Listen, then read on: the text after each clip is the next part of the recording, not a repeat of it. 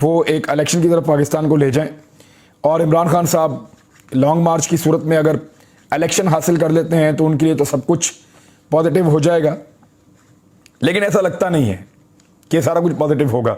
इसमें एक बयान जो है वो ISPR का भी आया हुआ है और एक खबर और भी है कि गिरफ्तार कर लिया गया है मज़ारी साहब को। डिप्टी स्पीकर थे पुराने दोस्त मज़ारी, पंजाब असम्बली में बड़ी इन्होंने आत चुकी हुई थी और अब एंटी करप्शन पंजाब ने इनको गिरफ्तार कर लिया है। लेट्स सी उनका क्या बनता है। वैसे अगर गलत केस है तो बिल्कुल गिरफ्तार नहीं होना चाहिए, अगर करप्शन की है तो फिर छोड़ना बिल्कुल नहीं चाहिए। ये वो लोग हैं जिन्होंने लोगों की ज़मीनों पर कब्जे किए हुए हैं और ये कब्जे छोड़ते ही नहीं है। लेकिन मेरा एक सवाल है, जब पाकिस्तान तहरीक इंसाफ की हुकूमत थी तो दोस्त मज़ारी लगभग 3.5 साल तक डिप्टी स्पीकर रहा पंजाब असम्बली का, तब तक पाकिस्तान तहरीक इंसाफ के ज़ेरे असर रहने वाले एंटी करप्शन ने इसको क्यों नहीं पकड़ा? अब क्यों पकड़ रहा है? तो इन चीज़ों को बदलों के लिए इस्तेमाल नहीं करना चाहिए, इन चीज़ों को इंसाफ के लिए इस्तेमाल करना चाहिए और इंसाफ लोगों को होता हुआ दिखाई देना चाहिए। सिर्फ ये नहीं है कि आपने ज़बानी जमा खर्च कर दिया।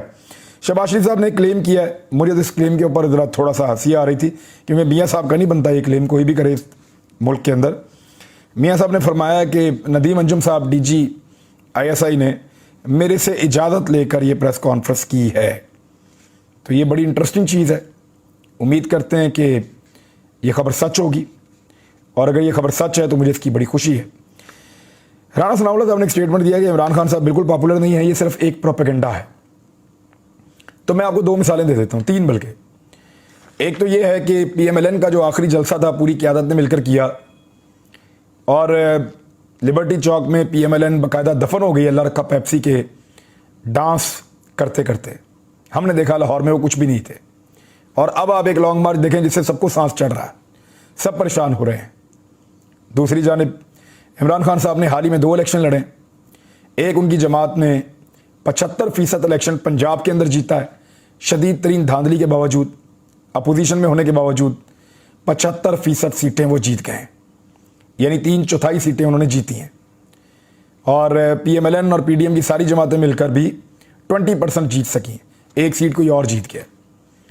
इसी तरह इमरान खान साहब ने अभी खुद जब इलेक्शन लड़ा है तो उनका अपना रिजल्ट भी लगभग 80% के करीब आया है, सिर्फ एक सीट वो हारे हैं, बाकी सारी सीटें वो जीत गए हैं। तो पॉपुलैरिटी का अंदाज़ा आप यहाँ से लगा लें। एक और चीज़ बता दूँ, राणा सनाउल्लाह साहब जो हैं वो एक दिन पहले एक ट्विटर स्पेस में थे, वहाँ वो अपनी ऑडियंस से खिताब कर रहे थे। बहुत बड़ी तादाद में PTI के लोग भी सुनने के लिए गए हुए थे। तो उनकी जो मैक्सिमम तादाद मैंने नोट की थी वो लगभग 2400 थी। राणा सनाउल्लाह साहब मकबूलियत का मवाजना कर रहे हैं इमरान खान साहब की। 2400 लोग सिर्फ ट्विटर पे राणा सनाउल्लाह को सुन रहे थे और इमरान खान साहब वो शख्सियत हैं जिनके बारे में राणा सनाउल्लाह साहब बात कर रहे हैं, जिन्होंने ट्विटर स्पेस का वर्ल्ड रिकॉर्ड बनाया कि दुनिया में कभी भी कोई ट्विटर स्पेस के ऊपर इतने लोगों को इकट्ठा नहीं कर सका जितना इमरान खान साहब ने किया है। 2 बड़ी इंपॉर्टेंट खबरें हैं, ये जरा मैं आपके सामने रख दूं और ये बहुत ज़रूरी है। एक तो मेजर गौरव आर्या और इंडियन मीडिया। मुझे अच्छी तरह याद है जब हमारे बड़े अच्छे ताल्लुकात हुआ करते थे और हम जो है वो रजीम चेंज ऑपरेशन से पहले मामला जो हैं वो क्योंकि इंडिया के होते थे, अफ़गानिस्तान के होते थे, तो इन मामलात के ऊपर इस्टेब्लिशमेंट का और मीडिया का, पाकिस्तान के सारे मीडिया का एक ही जैसा मौक़िफ़ है। तो मेजर गौरव आर्या जो है उसके बारे में इस्टेब्लिशमेंट के बड़े तगड़े तगड़े लोग हमें इसकी वीडियो भेजते थे और कहते थे इसको खान साहब जवाब ज़रूर देना है और इसको मुंह तोड़ जवाब देना है। हम उसको जवाब देते थे। मेरी बहुत सारी वीडियोस पड़ी हुई हैं, मेजर गौरव आर्या को बार बार जवाब दिया, बार बार जवाब दिया, उसकी वीडियोस पड़ी हुई हैं। तो वो गुजारिश करते थे, वैसे भी मैंने जवाब देना ही होता था, तो ज़्यादातर यही होता था कि मैं कह देता था कि जी हमने तो पहले ही वीडियो कर ली है इसके ऊपर और थोड़ी देर में अपलोड हो जाएगी। तो ये मेजर गौरव आर्या बहुत सैर लगता था पाकिस्तान की इस्टेब्लिशमेंट को, पाकिस्तान के ताकतवर लोगों को। लेकिन आजकल ये मेजर गौरव आर्या क्योंकि इमरान खान के ख़िलाफ़ वीडियोस बना रहा है, इंडियन मीडिया हमेशा वो वीडियो बनाता है जो नवाज शरीफ साहब को सूट करती है। मैंने ये नोट किया है। देखें ना, अब मरीम नवाज़ के दामाद का जो पावर हाउस आ रहा है, जो मशीनरी आ रही है, प्लांट आ रहा है, वो कहाँ से आ रहा है? इंडिया से आ रहा है। उसका ग्रिड भी लगवा रहे हैं शहबाज शरीफ साहब, बल्कि लगवा दिया होगा अब तक। तो आधा प्लांट आ गया, आधा प्लांट रह गया, वो इंडिया से आ रहा है। तो इससे आप अंदाज़ा कीजिए कि कितने करीबी ताल्लुकात इंडिया के साथ शरीफ ख़ानदान के हैं। यहाँ से जाते हैं, कश्मीरियों के नहीं मिलते, यहाँ से जाकर मुलाकात किससे करते हैं?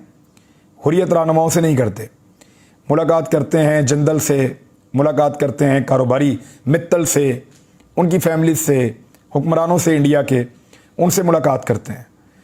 तो जब भी इंडियन मीडिया बोलता है या गौरव आर्या जैसे लोग बोलते हैं तो वो मियाँ साहब को सूट करती हैं ज़्यादातर चीज़ें, ज़्यादातर फ़ौज को टारगेट करता है। आजकल क्योंकि इमरान खान साहब की गुड्डी चढ़ी हुई है पाकिस्तान में, और वो ये जानते हैं कि इमरान खान साहब ने इंडियन मफादात को अफ़गानिस्तान में भी चोट पहुँचाई थी, और वो रशिया के साथ ताल्लुकात बढ़ा रहे हैं, चाइना के साथ ताल्लुकात बढ़ा रहे थे, और उनकी पॉलिसी है कि सी पैक को लेकर, साउथ एशिया को लेकर, सेंट्रल एशिया को लेकर तरक्की की नई राहें खोली जाएं। इंडिया को ये पसंद नहीं है, लिहाजा वो इमरान खान साहब के रोड़े रास्ते में अटकाते हैं।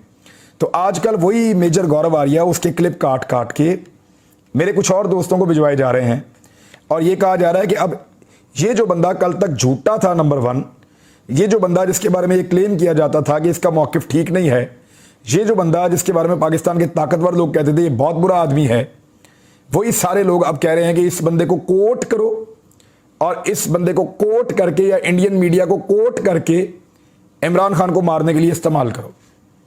यानी अब आप अंदाज़ा करें कि दुश्मन के बयानात को इस्तेमाल किया जाएगा एक दूसरे को नुकसान पहुंचाने के लिए। ये बड़ा अनफॉर्चुनेट है। माजी में भी हमने इन लोगों को जवाब दिया था। मेजर गौरव आर्या का जो प्रोपेगेंडा है उसका जवाब अभी भी दिया जा सकता है और ज़रूर देंगे, लेकिन इस मरतबा बड़े लोगों की ख्वाहिश ये है कि मेजर गौरव आर्या को जवाब देने की बजाय उसने जो कुछ कहा है वो उठा के इमरान खान और पाकिस्तान तहरीक-ए-इंसाफ के खाते में डाल दिया जाए। अब लॉन्ग मार्च जो है वो फौरी तौर पे रोक दिया गया, मुरीदके से कल दोबारा शुरू होगा। आज भी सारा दिन मनाजिर कल से मुख्तलिफ नहीं थे, बहुत बड़ी तादाद में लोग मौजूद थे, बड़ा रश था, बड़े शानदार तरीके से लोगों ने शिरकत की है लॉन्ग मार्च के अंदर, और सुबह दोबारा ही शुरू हो जाएगा। इमरान खान साहब ने आज कुछ मुतालबात किए हैं, BBC को इंटरव्यू भी दिया है, और BBC वाला इंटरव्यू जो है वो मैं अगले व्लॉग में बताऊंगा क्योंकि वो बहुत इंपॉर्टेंट है। उसमें बड़ी अहम चीज़ें हैं जो इमरान खान साहब ने डिस्कस की हैं।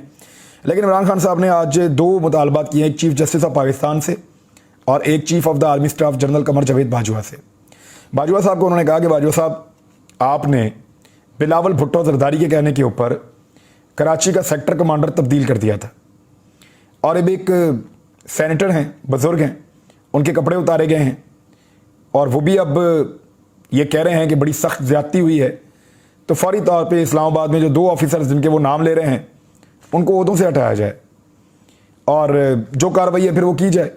तो इमरान खान साहब ने ये मुतालबा सामने रखा है कि ब्रिगेडियर फ़हीम और मेजर जनरल फैसल, इन दोनों को हटाया जाए और इनके ऊपर इंक्वायरी की जाए, और ये आर्मी चीफ से मुतालबा बनता था तो आर्मी चीफ से उन्होंने मुतालबा कर दिया है। दूसरा जो है वो चीफ जस्टिस ऑफ पाकिस्तान से इमरान खान साहब ने मुतालबा किया है कि दौरान हिरासत जो तशद्दुद हो रहा है, जिसको कस्टोडियल टॉर्चर कहते हैं, कि जब आपने किसी को गिरफ्तार कर लिया तो आप उसके ऊपर टॉर्चर नहीं कर सकते, लेकिन ये जो लगातार टॉर्चर हो रहा है, जुल्म और तशद्दुद हो रहा है गिरफ्तार होने वालों के ऊपर, उनको बरहना किया जा रहा है, उनके ऊपर जुल्म किया जा रहा है, इसका नोटिस लें चीफ जस्टिस ऑफ पाकिस्तान। तो ये इमरान खान साहब ने 2 लोगों से मुतालबात किए हैं। एक खबर आज और जो बहुत बड़ी चली है वो खबर है अली अमीन गंडापुर के हवाले से। एक ऑडियो ब्रेक की गई, अली अमीन गंडापुर किसी को कह रहे हैं जी बंदे तैयार हैं, बंदूकें तैयार हैं, इस्लामाबाद की जो बाउंड्री है उसके पास हम लोगों ने जो है वो इकट्ठे होना है, और वहाँ पे जगह मौजूद हैं, और ये वो इस तरह की वो बातें कर रहे हैं। जो लोग अली अमीन गंडापुर को जानते हैं उसको इस बात का आइडिया है कि वो किस तरह के नेचर के लोग हैं, और वहाँ पे बहुत सारे लोग और इसी नेचर के हैं। अली अमीन गंडापुर साहब से जब उनका मौक़िफ़ लिया गया तो वो तो बड़ा साफ कह रहे हैं, वो कह रहे हैं जी मेरे हथियार जो हैं वो सारे के सारे हमारे लाइसेंस वाले हैं, और उन्होंने उसी कॉल के अंदर हथियारों के साथ लाइसेंस का भी पूछा है। लेकिन ये कौन है जो ये सारी ऑडियो जो है वो कलेक्ट कर रहा है? एजेंसियां कर रही हैं ना, पाकिस्तान की एजेंसियां ये ऑडियो रिकॉर्ड कर रही हैं। यानी वो ये जानना चाहते हैं कि इस वक्त पाकिस्तान तहरीक-ए-इंसाफ का मौक़िफ़ क्या है और वो किस तरफ मामले को लेकर जाना चाहते हैं। अब इन सारी चीज़ों के अंदर फिर सियासत के लिए पाकिस्तान के इदारों को बार बार इस्तेमाल किया जाता है। अब अली अमीन गंडापुर के पास अगर वेपन है तो ये तो पठानों की शान है कि उनके पास हथियार होता है। ना सिर्फ हथियार होता है बल्कि हथियार बड़ी अच्छी चीज़ है, ये तो शान है। और दूसरी बात ये तो सुन्नत भी है कि हथियार आप अपने पास रखें। मैंने बड़े फ़ख्र से अपने पास हथियार रखे हुए हैं, और हथियार आपको तहफ़्फ़ुज़ भी देता है, आपकी हिफाजत भी करता है। यही है ना वो पठान। जब भी पाकिस्तान की किसी दुश्मन के साथ लड़ाई हुई तो सबसे पहले पाक फौज के शाना बशाना जो लोग आकर खड़े हो जाते हैं अपने हथियार लेकर, वो यही पठान होते हैं, गयूर पठान। तो इन लोगों को आप हथियार को लेकर या इनके पास हथियार की मौजूदगी को लेकर आप इनको टारगेट नहीं कर सकते। इनका हथियार जुल्म के खिलाफ उठता है और अपने तहफ़्फ़ुज़ के लिए उठता है और कभी अनारकी नहीं फैलाता। और ये माशाल्लाह जरगे के अंदर अपने मामलात को हल करते हैं। बड़े पुरअमन हैं, बड़े गयूर हैं पाकिस्तान के पश्तून। तो ये इसके ऊपर एक प्रोपेगेंडा किया गया था, तो मैंने बता दिया कि ये तो ऐसे प्रोपेगेंडा तो ऐसे कर रहे थे, नाच नाच के घुंघरू तोड़ लिए भिखारियों ने।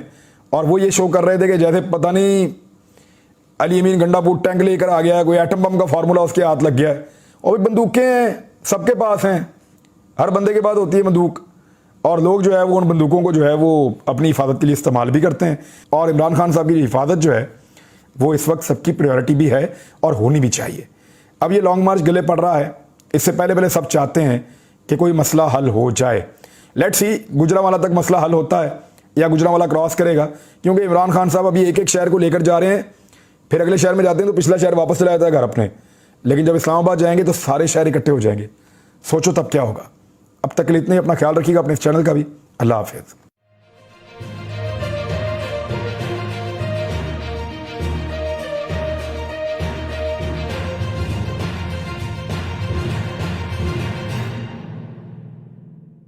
बिस्मिल्लाहिर्रहमानिर्रहीम। अस्सलाम वालेकुम नाज़रीन, आप यूट्यूब चैनल देख रहे हैं, मैं इमरान खान हूँ। बहुत अहम खबरें आप तक मैं पहुँचा देता हूँ। एक तो लॉन्ग मार्च ने अपना काम दिखाना शुरू कर दिया है और लॉन्ग मार्च बहुत स्लो आगे बढ़ रहा है।